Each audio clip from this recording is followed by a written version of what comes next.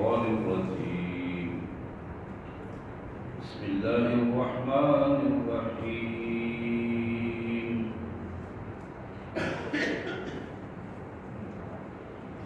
يا أيها الناس اتقوا ربكم إن زلزلة الساعة شيء عظيم يوم ترونها تذهل كل مرضعة عما أرضعت وتضع كل ذات حمل حملها وترى الناس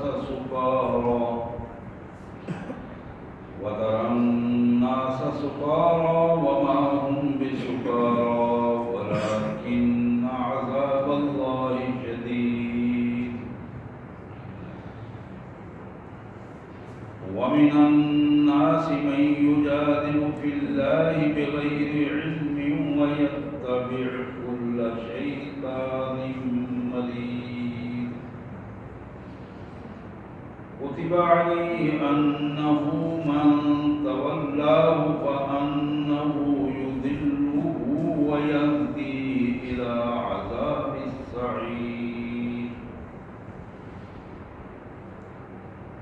آمنت بالله صدق الله العظيم اللهم صل على سيدنا مولانا محمد وعلى آل سيدنا مولانا محمد وبارك وسلم اللهم صل على جميع الأنبياء والمرسلين وعلى الملائكة المقربين وعلى سائر الصحابة والتابعين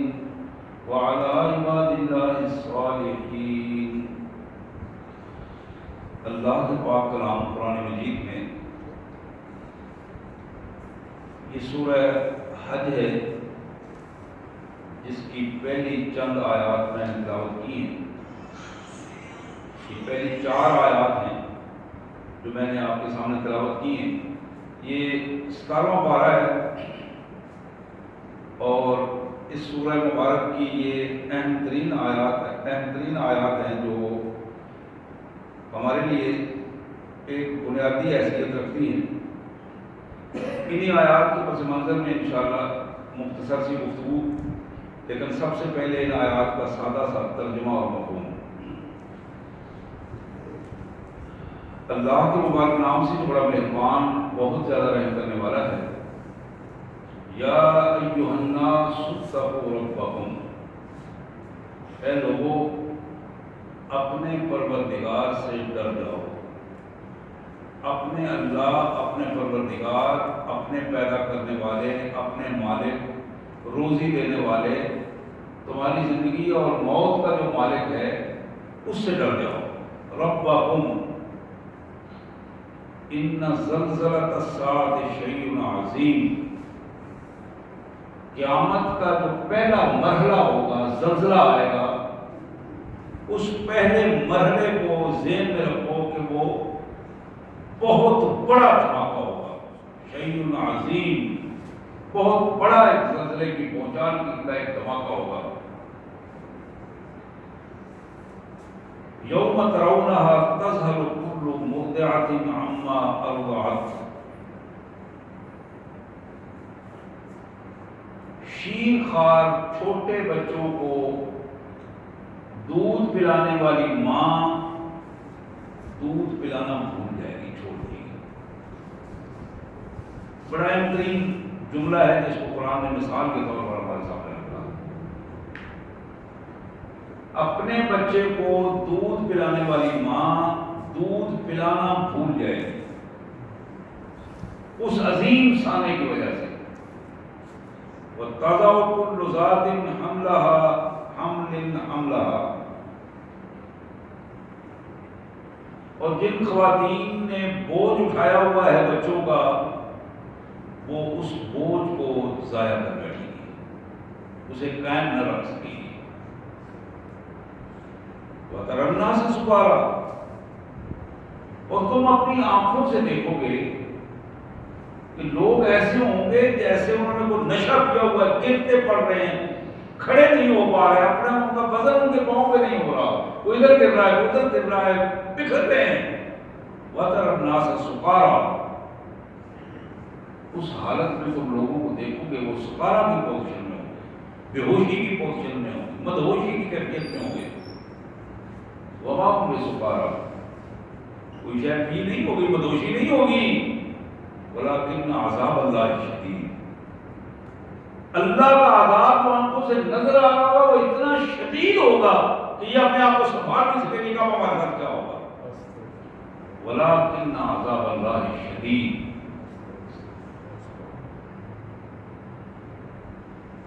یہ ایک پیراگراف ہے سورہ حج کی، یہ پہلی 2 آیات میں جس کو ہمارے سامنے منظر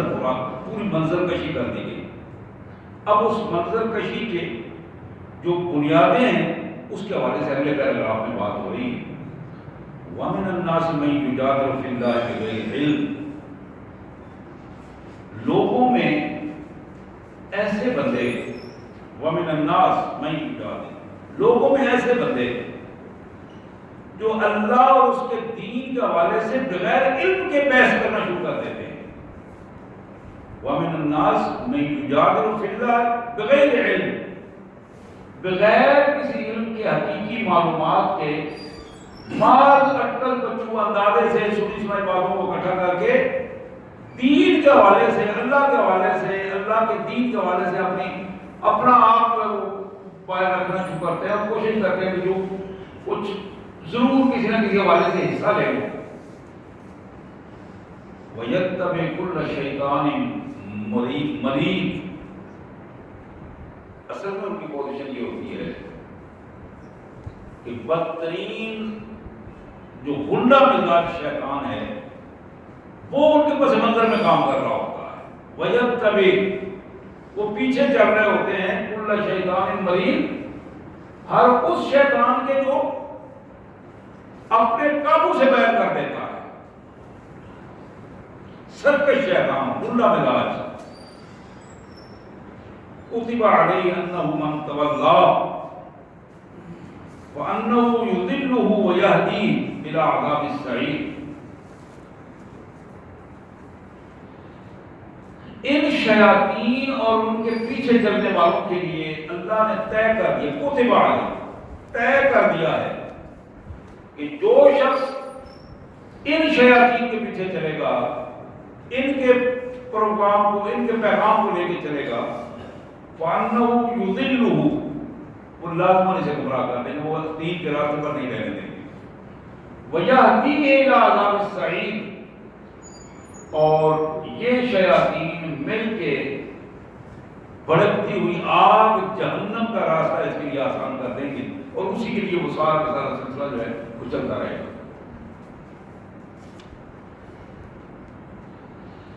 نستغفر اللہ ونتوب الیہ،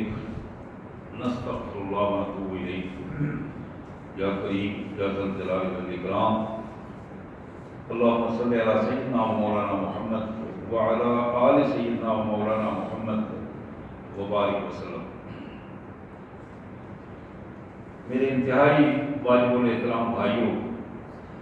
اور قابل صد احترام بہنوں جن تک میری یہ آواز جا رہی ہے، یہ اللہ کا خاص کرم ہے، اس کی مہربانی ہے، عنایت ہے، اس کی مہربانی اور عنایت سے رمضان المبارک کا یہ عرصہ مکمل ہوا، اور آج شوال المکرم جو ہے اس کا پہلا ہفتہ چل رہا ہے۔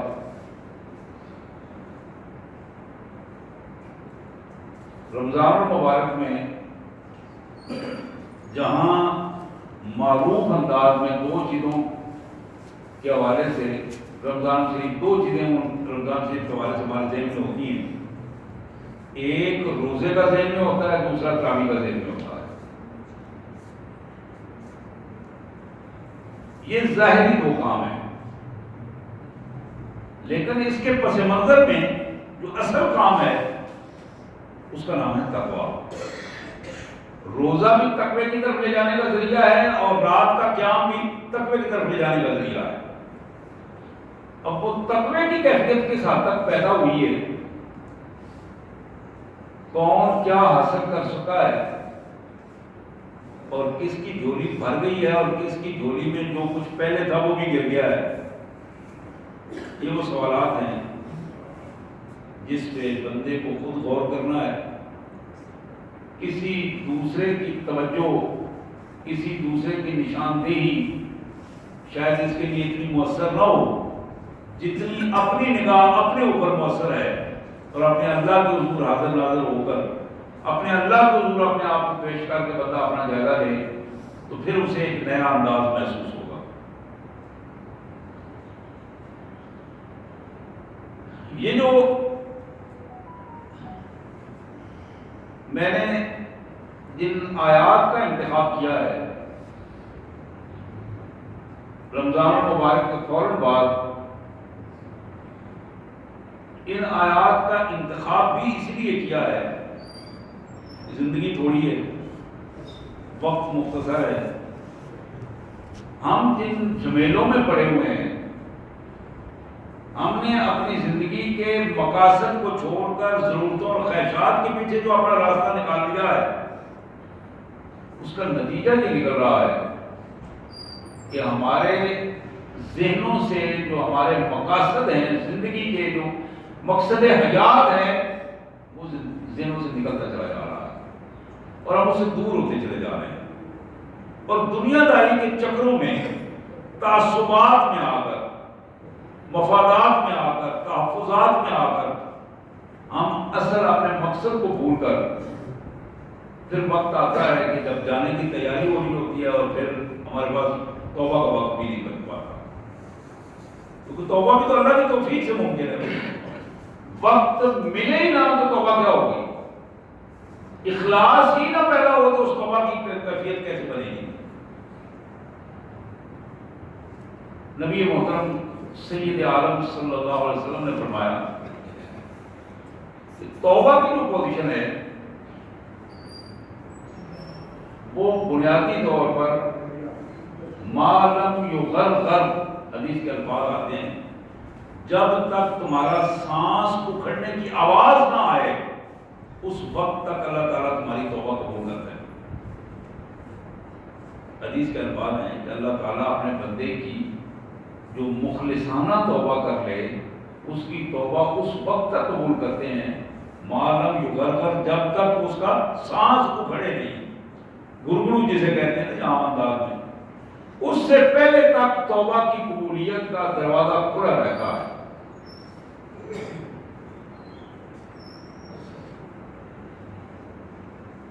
مشکات شریف کی ایک حدیث مبارک جناب عمر بن خطاب رضی اللہ تعالیٰ عنہ کی یہ روایت، اللہ کے رسول صلی اللہ علیہ وسلم نے فرمایا انما اخاف علی هذه الامہ کل منافق یتکلم بالحکمہ ویامر بالجور. بہقی شریف کی حدیث ہے، مشکات شریف میں موجود ہے. الفاظ بڑے اہم ہیں، بالکل مختصر سی حدیث ہے لیکن حضور صلی اللہ علیہ وسلم جوامع الکلم تھے. حضور نے فرمایا کہ انما اخاف علی هذه الامہ، مجھے اپنی امت کی فکر اور خوف بہت زیادہ پریشان کر رہا ہے. اور یہی وجہ تھی کہ راتوں کو، دن کو نبی رحمت صلی اللہ علیہ وسلم امت کے لیے دعائیں کیا کرتے تھے. اور جو چیز خوف زدہ کر رہی ہے وہ کیا ہے؟ کل منافق، ہر منافق کا رویہ مجھے زیادہ خوف زدہ کر رہا ہے. اور منافق کا رویہ کیا ہے؟ یتکلم بالحکمہ ویعمل بالجور، اس کی باتیں تو بڑی چکری چپڑی ہوتی ہیں، گفتگو تو بڑی لچھدار کرتا ہے، ویعمل بالجور، اور اس کے رویے ظالمانہ ہوتے ہیں. اعمال اور رویے جو ہیں وہ اپنے اوپر بھی ظلم کرتا ہے اور دوسروں کے اوپر بھی ظلم کرتا ہے. ویعمل بالجور، رویے ظالمانہ ہوتے ہیں. یتکلم بالحکمہ، گفتگو بڑی دانائی کی، حکمت کی، چکری چوپڑی گفتگو، لوگوں کو گفتگو لوگ سے لوگ متاثر ہوتے ہیں، لیکن اعمال کی کیفیت جو اس سے وہ دور ہوتا چلا جاتا ہے. اب ان دونوں پوزیشنوں میں مجھے اور آپ کو اپنا جائزہ لینا ہے کہ اس منافقت کا جو مثال رسول اللہ صلی اللہ علیہ وسلم نے ہمیں دی ہے، اس مثال پر کہیں ہم تو نہیں پورا ہو سکتے. اور یہی وہ جائزہ ہے جو انفرادی جائزہ بھی ہے اور اجتماعی جائزہ بھی ہے. گھروں کے اندر بھی اس کا جائزہ لیا جا سکتا ہے، گلی محلے میں بھی جائزہ لیا جا سکتا ہے. چھوٹے چھوٹے جو ہمارے رہنما ہیں، ہمارے اپنے گاؤں میں ہمارے چھوٹی چھوٹی تنظیموں کے، اس میں بھی اس کا جائزہ لیا جا سکتا ہے. اور جو قومی لیول پر رہنما ہے ان کا بھی جائزہ لیا جا سکتا ہے. تو یہ حدیث مبارک ایک بڑی رہنما حدیث ہے جو ہر سطح پہ ہمیں روشنی مہیا کرتی ہے کہ منافق کی علامات میں یہ دو علامتیں بدترین علامتیں ہیں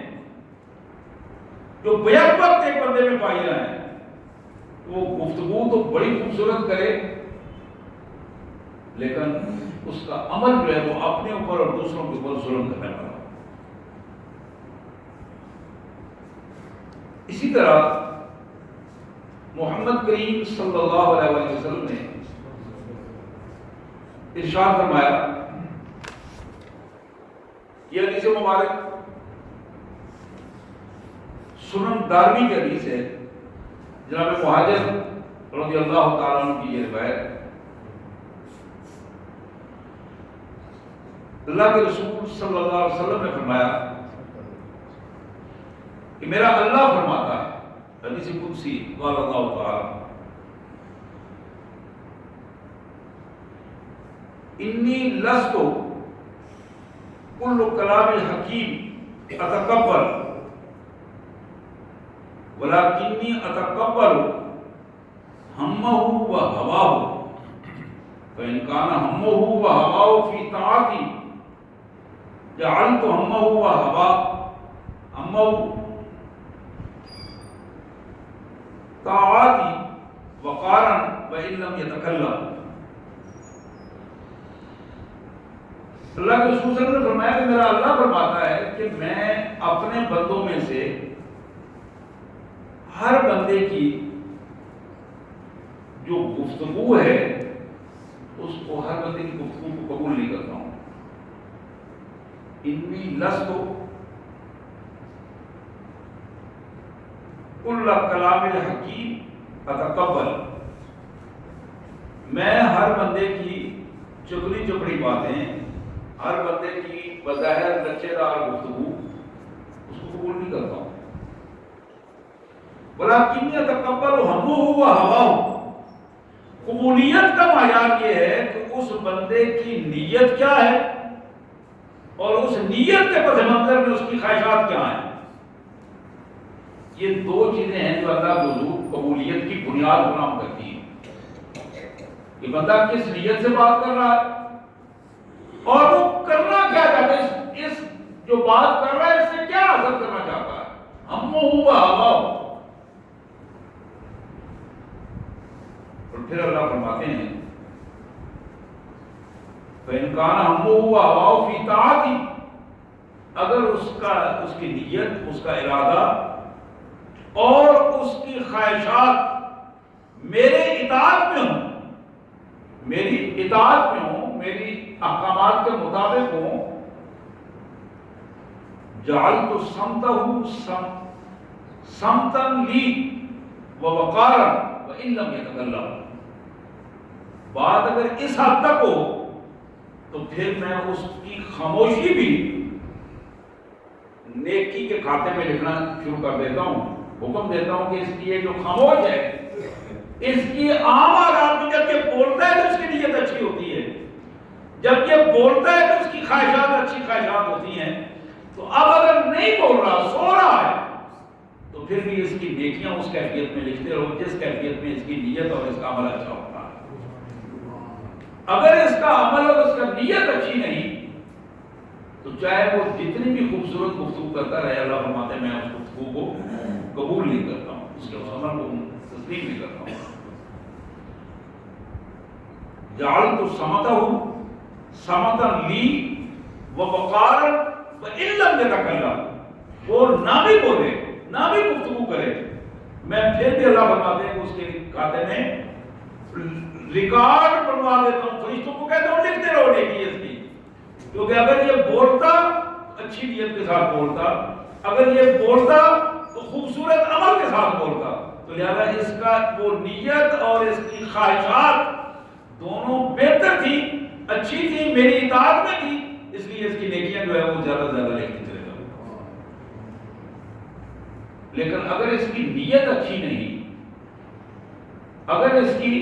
خواہشات اچھی نہیں، اپنی گفتگو سے وہ کوئی نیگیٹو مفادات دینا چاہتا ہے، کوئی منفی جذبات ہیں اس کے، تو پھر اس صورت میں وہ اگر نہیں بھی بولے گا تو پھر بھی اس کے لیے وہی کیفیات جو ہیں اسی انداز میں جاری رہیں گی جو رویہ اس نے اس انداز میں رکھا ہے۔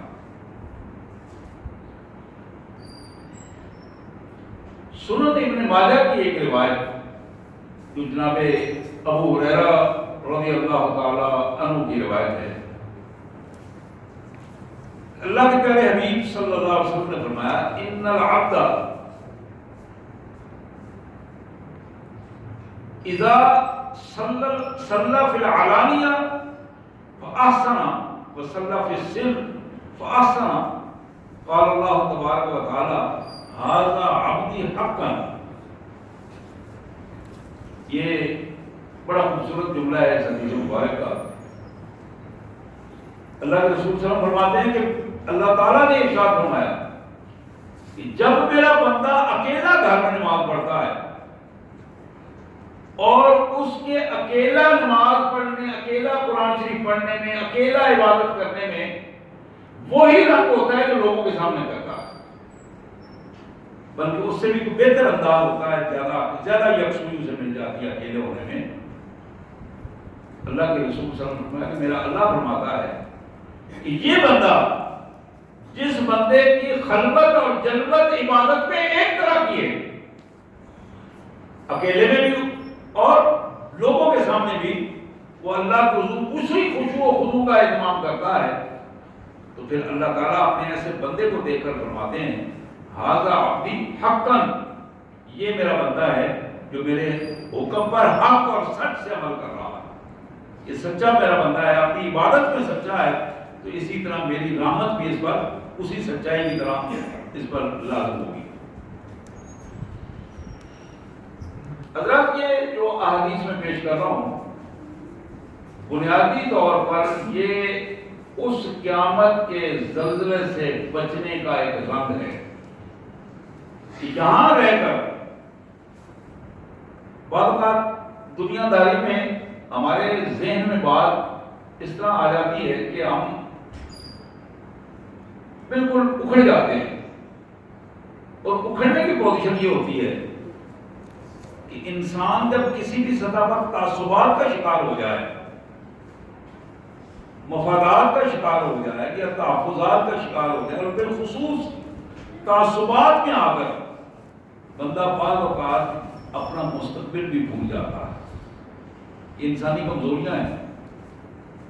تو یہ احادیث ہمیں اپنی جگہ پر ہمارے ایمان، یقین اور اعمال کو مضبوط رکھنے کے لیے ہیں، تاکہ ہم کل جب اپنے اللہ کے حضور کھڑے ہوں تو پھر ہم اپنے نیتوں اور خواہشات کو اللہ کے حضور، اللہ کی رضا کے لیے، اس کی اطاعت میں لے کر جائیں، اور ہمارے لیے پھر وہ قیامت کا زلزلہ نہیں ہوگا، کیونکہ وہ تو مشرکین کے لیے ہے، کفار کے لیے اور منافقین کے لیے۔ اگر ہمارا حصہ کسی شرک میں، کفر میں یا نفاق میں نہیں ہے، اللہ کی اطاعت گزار بندوں میں ہے، اللہ تبارک و تعالیٰ کو قیامت کے زلزلے میں ہمیں محفوظ کریں گے، اللہ کا وعدہ ہے۔ اب ہم جب اپنے حالات کا جائزہ لیتے ہیں،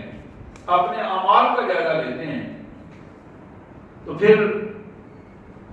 مسند احمد کی یہ حدیث جو جناب شداد بن اوس رضی اللہ تعالیٰ عنہ کی یہ روایت ہے، فرماتے ہیں کہ میرے پیارے آقا صلی اللہ علیہ وآلہ وسلم نے ارشاد فرمایا من صلی یرائی فقد اشرک، من صام یرائی فقد اشرک،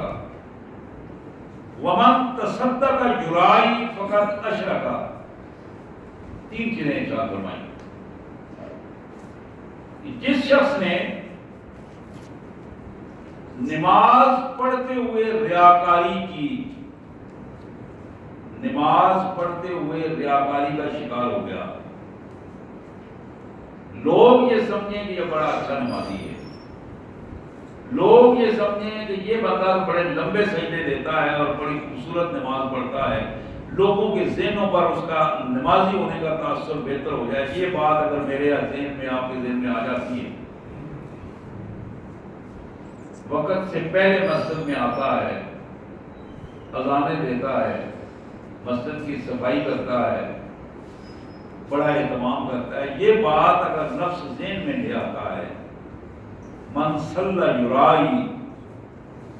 گھر میں نماز پڑھ رہا ہے، ذہن میں آتا ہے کہ میرے بچے بیوی دیکھ کے ان پہ تاثر بیٹھے کہ یہ ہمارا ابا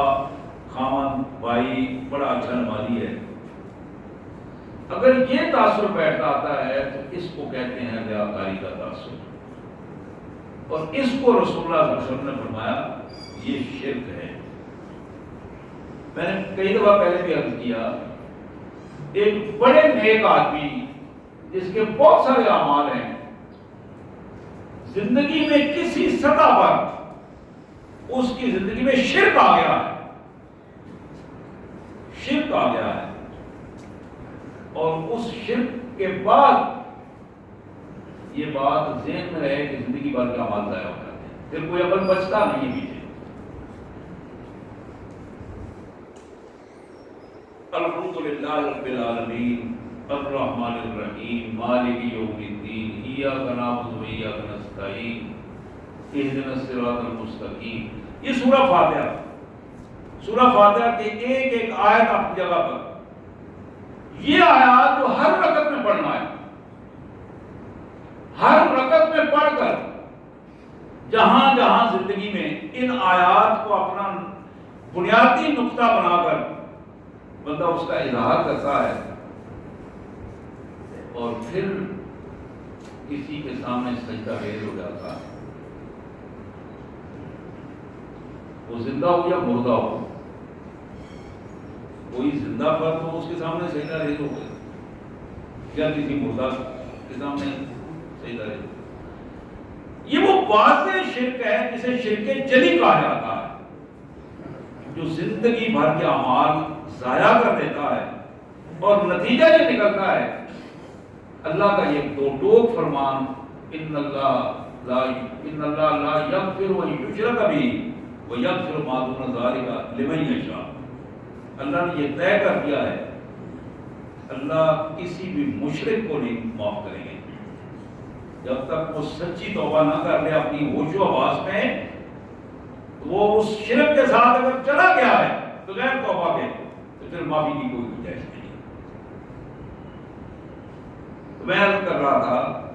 کہ یہاں جس پہلو کو ہمارے سامنے رکھا گیا کہ من صلی یرائی فقط اشرک، جس نے اپنی نماز میں ریاکاری کا کوئی پہلو پیش کر دیا، اس بندے نے شرک کیا. یہ میرے لیے اور آپ کے لیے بڑی اہم بات ہے، یقین کیجیے. اسی طرح میں اپنی بہنوں کے سامنے بھی یہ پیغام رکھوں گا کہ اپنی نیتوں اور عمل کو خالص کرنے کی کوشش کریں. عمل تھوڑا ہو تو معافی ہو سکتی ہے، لیکن عمل بہت زیادہ ہو اور وہ گدلا پانی ہو، مشرکانہ رویوں منافقانہ رویوں سے بھرا ہو، اس کی کوئی قیمت بھی نہیں ہوتی اور الٹا وہ مصیبت کا باعث بن جاتا. اسی طرح فرمایا من صام یرائی فقط اشرک، جس نے روزہ رکھا ہے اور پھر وہ لوگوں کو بتاتا چلا جا رہا ہے آج یہ 9 محرم کا میں نے روزہ رکھا، آپ نے نہیں رکھا، 10 محرم کا روزہ میرا تو آج دوسرا دن ہے تو آپ نے ایک بھی نہیں رکھا. رات کو 3 بجے مجھے جاگ آ جاتی ہے، میں تو تہجد کے لیے اٹھ جاتا ہوں، آپ نہیں رکھتے. یہ جو رویہ ہے یہ رویہ تباہ کن رویہ ہے. اس तबाकुल रवैये से अल्लाह के रसूल सल्लल्लाहु अलैहि वसल्लम ने हमें बचाने की जो कोशिश फरमाई है कि मन सल्ला युराई फकत अशरका, तो लोगों अपनी नमाजों को खालिस अल्लाह के लिए बनाओ, उसमें शिर्क का पहलू ना लाओ। अपने रोजों को खालिस अल्लाह के लिए बनाओ। वमन तसद्दक़ युराई फकत अशरका, जिस शख्स ने पैसा खर्च करते वक्त अल्लाह की बजाय किसी बंदों को खुश करने की कोशिश की, रियाकारी की पोजीशन बना दी, बंदों के ज़हनों को अप्रोच करने की कोशिश की कि वो मेरे बारे में अपना तासुर बेहतर कर लें, ये वो पहलू है जो तबाही और बर्बादी का पहलू है। मन सल्ला युराई फकत अशरका, मन साम युराई फकत अशरका, मन तसद्दक़ युराई फकत अशरका। हज़रात, इसी तरह अल्लाहु अकबर, सुनन इब्न माजा की ये रिवायत जनाब उमर बिन खत्ताब रज़ियल्लाहु तआला अन्हु की ये रावी है इसके,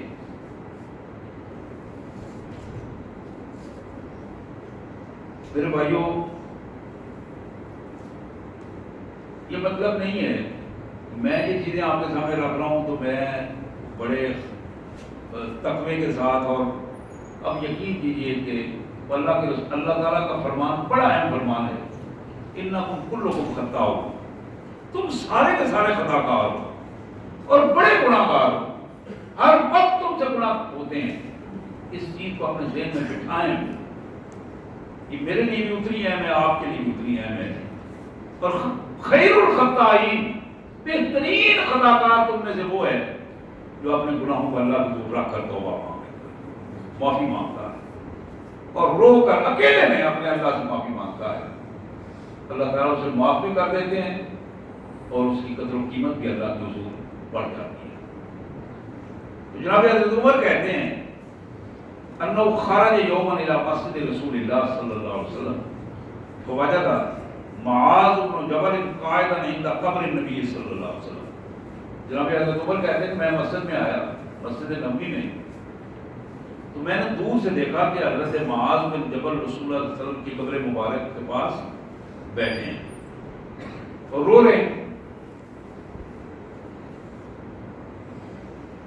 कहते हैं मैंने उन्हें पूछा मायूम की का या मुआज़, मुआज़ तुम्हें किस चीज़ ने रुलाया, क्यों रो रहे हो? क़ाल युकीनी शैउन समेअतु रसूलुल्लाह सल्लल्लाहु अलैहि वसल्लम इन्ना यसीर रिया शिर्क। तो मुआज़ कहने लगे हजरत रो इसलिए रहा हूं कि जो चीज मैंने रसूलुल्लाह सल्लल्लाहु अलैहि वसल्लम से सुनी थी अपने कानों से, आज मुझे याद आ रही है। हुजूर के पास आया हूं तो याद आ गई, हुजूर ने ये फरमाया था एक मौके पर,